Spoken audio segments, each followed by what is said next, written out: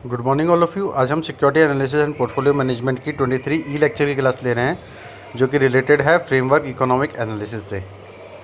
सबसे पहले हम समझेंगे कि फंडामेंटल एनालिसिस क्या होता है। The intrinsic value of an equity share depends on an multitude of factors. The earning of the company, the growth rate and the risk exposure of the company has a direct bearing on the price of the share. जो intrinsic value होती है किसी equity share की, वो depend करती है उसके multitude factors पर। जो अर्निंग होती है किसी कंपनी की, वो उसकी ग्रोथ रेट और उसके रिस्क एक्सपोजर से होती है, और जो डायरेक्ट बियरिंग होती है उस शेयर की रिगार्डिंग उस प्राइस की, उसको वो बियर करते हैं डायरेक्टली। ये जो फैक्टर्स है, ये क्या करती हैं कि टर्न ऑन होती हैं अपने हर फैक्टर से जो कि रिलेटेड होते हैं इकोनॉमिक इन्वायरमेंट से, इंडस्ट्री से और बाकी कंपनीज़ की परफॉर्मेंस से। अगर हम फंडामेंटल स्कूल से देखें तो जो अप्रेजल्स हैं इंस्टिंक्टिव वैल्यू ऑफ शेयर्स के थ्रू, उनको हमने 3 चीज़ों में डिवाइड कर रखा है। पहला है economic analysis, second one is industry analysis and third one is company analysis. सबसे पहले हम समझते हैं इकोनॉमिक एनालिसिस क्या है। The level of economic activity has an impact on investment in many ways. If the economic grows rapidly, the industry can also be expected to show rapid growth and vice versa. When the level of economic activity is low, stock prices are low. When the level of economic activity is high, stock prices are high, reflecting the prosperous outlook for sales and profit of the firms. The analysis of macroeconomic environment is essential to understand the behavior of the stock prices. The commonly analyzed macroeconomic factors are as follows. जब हम economic analysis की बात करते हैं, जो हमारे instinctive value of shares के regarding पहला जो एनालिसिस होता है वो होता है इकोनॉमिक एनालिसिस। इकोनॉमिक एनालिसिस में हम जो भी हमारी इकोनॉमिक एक्टिविटी की जो लेवल्स हैं जो कि किसी पर्टिकुलर इन्वेस्टमेंट को इम्पैक्ट कर रहे हैं बहुत तरीक़ों से, उसमें हम ये देखते हैं कि अगर किसी कंट्री की इकोनॉमिक ग्रो होती है, रैपिडली ग्रो होती रहती है, तो इंडस्ट्री भी एक्सपेक्ट करते हैं कि वो भी धीरे धीरे क्या हो, ग्रो हो। अगर हम ये देखते हैं कि अगर जो इकोनॉमिक एक्टिविटी का जो लेवल है वो लो हो जाता है, तो जो स्टॉक प्राइसेस हैं वो भी लो हो जाती हैं, और धीरे धीरे जो इकोनॉमिक एक्टिविटी का जो लेवल हाई होता है उससे उनकी स्टॉक प्राइसेस की जो प्राइसेस हैं वो भी हाई होती हैं, जो कि रिफ्लेक्ट करती है हमारी आउटलुक ऑफ सेल्स को और साथ साथ फर्म्स के प्रॉफिट को। जब हम एनालाइज करते हैं हमारे मैक्रो इकोनॉमिक एनवायरनमेंट को, तो हम उसमें इसेंशियल चीज़ों को समझते हैं जो कि बिहेवियर होता है स्टॉक प्राइजेस का। कॉमनली हम जब मैक्रो इकोनॉमिक फैक्टर्स में जो चीज़ एनालाइज करते हैं वो कुछ फैक्टर्स इस तरीके से हैं, जैसे किसी कंट्री की जीडीपी, सेकंड है सेविंग और इन्वेस्टमेंट, थर्ड है इन्फ्लेशन, फोर्थ है इंटरेस्ट रेट, फिफ्थ है बजट, नेक्स्ट है द टैक्स स्ट्रक्चर जिसको हम मॉनेटरी पॉलिसी कहते हैं, the balance of payment, monsoon and agriculture means primary activity, infrastructure facilities और डेमोग्राफिक फैक्टर्स। ये सारी इकोनॉमिक फैक्टर्स हैं जो पर्टिकुलरली किसी इंडस्ट्री को या उसके स्टॉक की प्राइसेस को इफ़ेक्ट कर सकते हैं। ठीक है, इसके बाद अगर हम पढ़ते हैं तो नेक्स्ट जो पॉइंट है हमारा वो है economic forecasting. To estimate the stock prices changes, an analyst has to analyse the macro economic environment and the factors peculiar to the industry he is compared with. The economic activities affect the corporate profits, investor attitude and the share prices.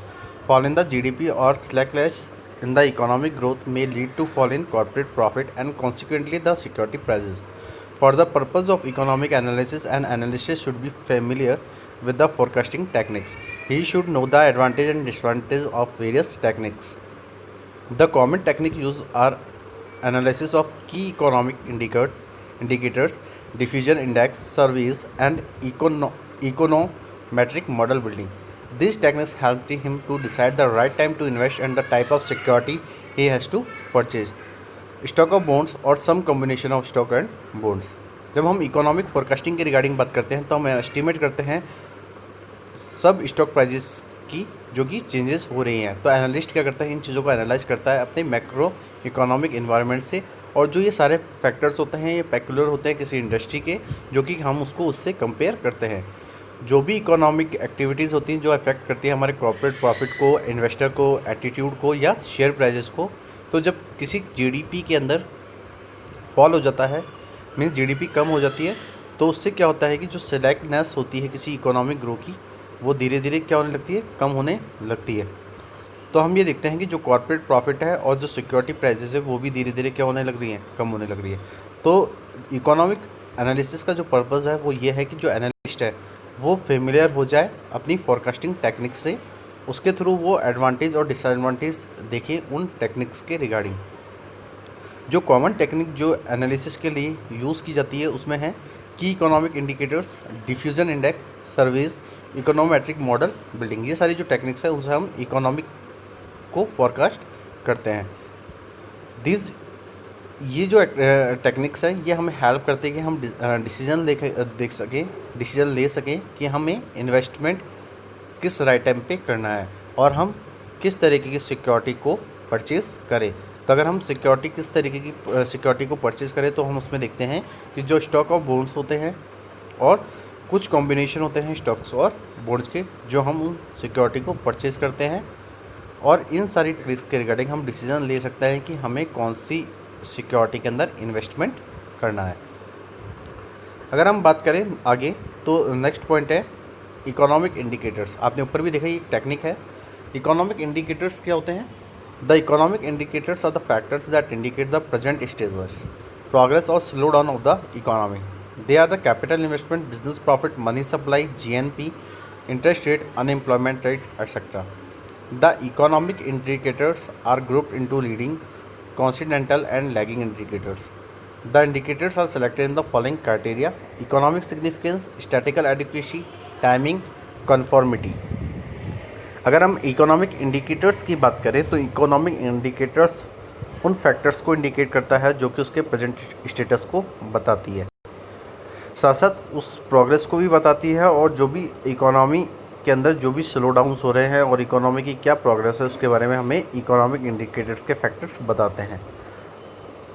और economic indicators की बात करें तो उसके अंदर जो भी capital investment है, बिजनेस प्रॉफिट है, मनी सप्लाई है, GNP, gross national product, interest rate, unemployment rate, ये सारे इकोनॉमिक इंडिकेटर्स के फैक्टर्स होते हैं।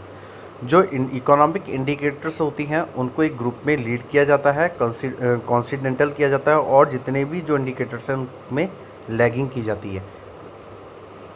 जो इंडिकेटर्स है उनको सेलेक्ट किया जाता है कुछ फॉलोइंग क्राइटेरिया से, जिसमें पहला जो पॉइंट है वो है economic significance, statistical adequacy, timing and conformity.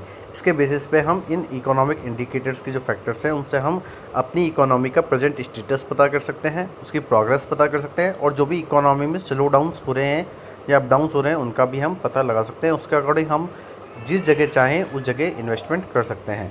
तो आज के टॉपिक के अंदर हमने फंडामेंटल एनालिसिस के बारे में पढ़ा। फंडामेंटल एनालिसिस के थ्रू कौन कौन सी चीज़ों को एनालिसिस किया जाता है जब हम किसी पर्टिकुलर एसेट्स की एक्सचेंजिंग वैल्यू के बारे में सोचते हैं कि हमें उस पर्टिकुलर सिक्योरिटी को कहाँ प्लेस करना है या उस शेयर को कहाँ प्लेस करना है। तो हम देखते हैं कि जो पहला पॉइंट हमारा होता है वो इकोनॉमिक एनालिसिस के बारे में बताता है। और ये टॉपिक भी आज हम इकोनॉमिक एनालिसिस के बारे में ही पढ़ रहे थे और इकोनॉमिक एनालिसिस में देखा कि जो इकोनॉमिक एक्टिविटी का जो लेवल होता है वो इन्वेस्टमेंट के बहुत सारे तरीक़ों को इम्पैक्ट करता है।